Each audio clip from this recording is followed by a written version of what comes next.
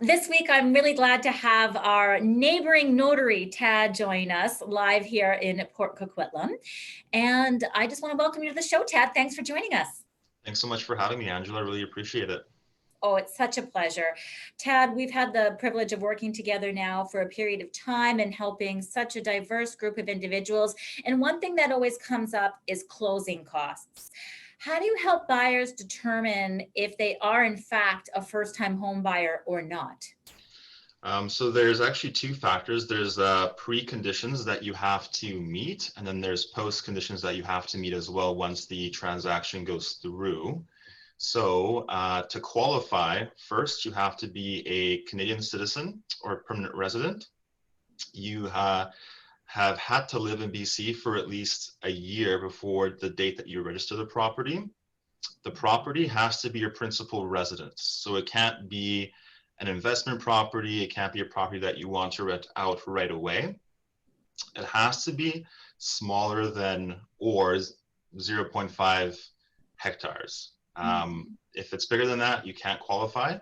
And it has to have a fair market value of $500,000 or less. So if it's above that, substantially, you can't qualify. If it is 525,000, you have a partial exemption. So it's not the full exemption from the property transfer tax, which is the PTT. And then once we fill out that application, you have 92 days to move into the property, and you have to live in the property for at least a year before you sell it. That's great information, Ted, because you think about people who may buy a place and then get into a relationship and maybe need a bigger place. So maintaining that for a year is very important.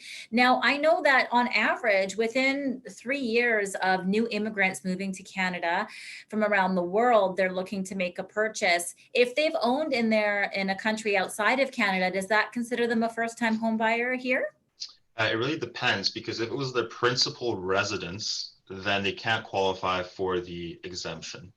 So if they've lived in the property that was outside of Canada, etc., they can't. I mean, you can always apply, but the Ministry of Finance does have up to 2 years to check up on that information once we submit the application. So best not to cheat those things.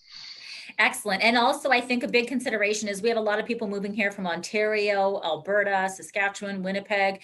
So they have to be living here for 12 months prior to being able to get that exception and not owning in those other provinces as well.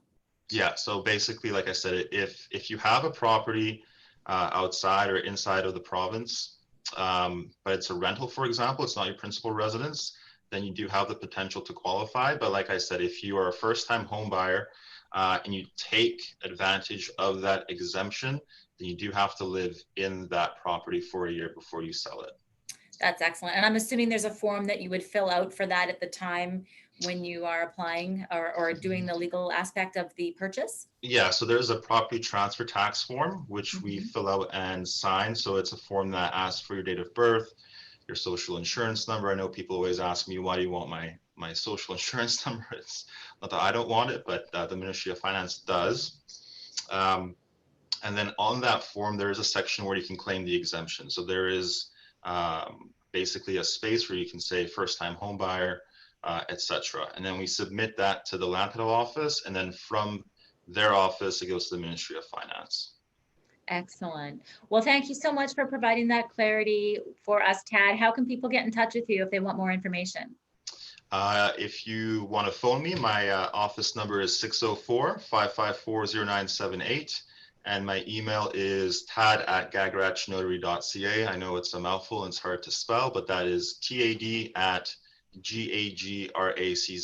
notary.ca. Excellent. Well, we're so happy to have you here as a wealth of knowledge and having the pleasure of sending clients your way as well. I know that they're well taken care of. So we'll be sure to have you back, and all the best for 2021. Well, thanks so much, Angela. I really appreciate it. Nice seeing you again. Nice seeing you. Via Zoom, of course. Yes, this amazing world that we live in. Thank you. Okay, thank you.